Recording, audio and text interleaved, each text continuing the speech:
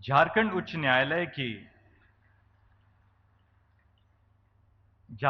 न्यायालय की नई इमारत का शुभारंभ भारत के न्याय प्रणाली के इतिहास और भविष्य को उज्ज्वलित कर रहा है।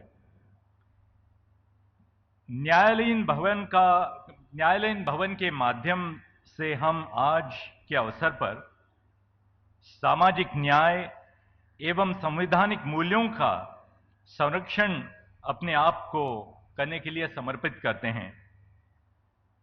ईंट और पत्थर में बनी इमारत अपने आधुनिक सौंदर्य से आधुनिक राज्य और आधुनिक राष्ट्र का प्रतीक बन सकती है। न्यायपालिका के भवन का विस्तार होने से न्याय प्रणाली की प्रतिष्ठा तो बढ़ती है ही, अधिवक्तागण न्याय भवन में कार्यरत होते हैं, साथ ही साथ भारतीय नागरिक अपने वादों को लेकर न्यायपालिका के द्वार में प्रवेश करते हैं, तब उनकी आस्था को कायम रखना हम सबका उत्तरदायित्व है। सर्वोच्च न्यायालय के 7 साल के मेरे निजी अनुभव में मुझे न्याय और अन्याय के छवि का एहसास हुआ है। सजा होने के पहले हजारों नागरिक छोटे अपराधों के लिए कारागारों में बंदी रहते हैं, अक्सर महीनों या सालों तक। उनके पास न ही साधन है, न ही साक्षरता। यदि न्याय प्रणाली में उनको न्याय शीघ्रता से मिल न पाए तो उनकी आस्था कैसे बने रहेगी? प्रिजम्पशन ऑफ इनोसेंस न्याय व्यवस्था का मूलभूत सिद्धांत है। उस सिद्धांत को जमानत के मामलों में प्रत्यक्ष रूप में हमें अपने सामने रखना चाहिए। गरीब विचाराधीन कैदी यानी अंडर ट्रायल की जमानत में विलंब होने से सामान्य नागरिक की आस्था कैसे दृढ़ रहेगी? जिला और सत्र न्यायालयों को सक्षम बनाना उच्च न्यायालय और सर्वोच्च न्यायालय का कर्तव्य है। मैं समझता हूं कि जिला न्यायालयों को हम सबऑर्डिनेट जुडिशरी की व्याख्या देते हैं तो उनको अधीनस्थ की भावना प्रदान करते हैं। इस माहौल में हमें सुधार लाना होगा। जिला न्यायालयों को जब बराबरी मिलेगी, समानता मिलेगी, तभी उनके कार्य में हम गरिमा और गौरव ला सकेंगे। जिला न्यायालयों की गरिमा नागरिकों की गरिमा से जुड़ी हुई है। आज के इस समारोह का विशेष महत्व इस बात पर ही है।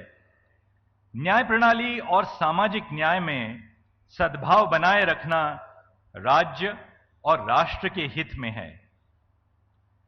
न्याय प्रणाली का लक्ष्य सामान्य नागरिक को न्याय दिलाना है। इस प्रक्रिया में वादकारियों को उपलब्धियां प्राप्त होनी चाहिए, मुकदमों के बारे में जानकारी मिले, समय पर सुनवाई हो, फैसले का दस्तावेज शीघ्र प्राप्त हो, कचहरी में साफ सुथरा भोजन और जल मिले, महिलाओं के लिए अलग शौचालय हो। पर आज देश में कई कचहरियां ऐसे हैं, अनगिनत कचहरियां हैं, जिनमें महिलाओं के लिए शौचालय भी नहीं है। ऐसी परिस्थिति में सुधार लाने के लिए आवश्यकता है। हमें अपने आप से कठोर सवाल पूछने पड़ेंगे। आज के समाज की अपेक्षा सदियों पहले समाज से विकसित हुई हैं। उनकी दृढ़ आशाओं को न्याय व्यवस्था को हल ढूंढने का कार्य करना होगा। न्याय व्यवस्था को नागरिकों तक पहुंचना होगा। न्याय की खोज उलझन बनने से सामाजिक न्याय नागरिकों तक कैसे पहुंचे? आज भी पिछड़ी जनजातियों, आदिवासी वर्ग के पास जमीन के दस्तावेज की कमी है। इन सब चीजों पर हमें ध्यान रखना ही होगा। टेक्नोलॉजी के माध्यम से आज हम न्याय व्यवस्था को प्रत्येक नागरिक के द्वार तक ले जाने का प्रयास कर रहे हैं। सर्वोच्च न्यायालय और उच्च न्यायालयों का कार्य अंग्रेजी भाषा में होता है। उस भाषा से दूर 6,40,000 से ऊपर गांवों में हम अपना हस्त चिन्ह तब ले जा सकते हैं जब अपने निर्णय का अनुवाद संविधान में स्थित भाषाओं में कर लें।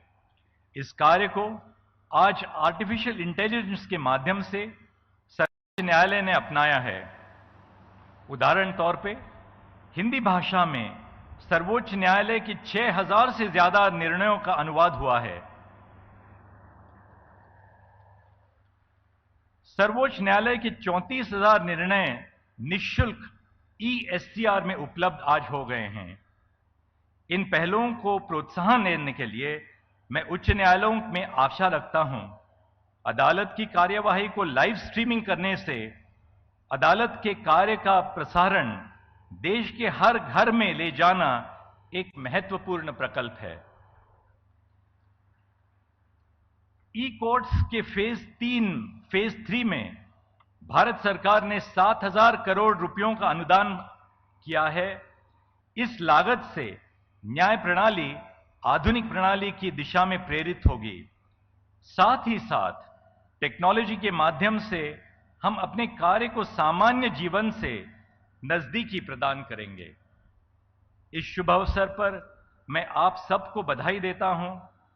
मुझे यहां आमंत्रित करने के लिए आप सबको मैं आपके चरण स्पर्श के रूप में धन्यवाद देता हूं।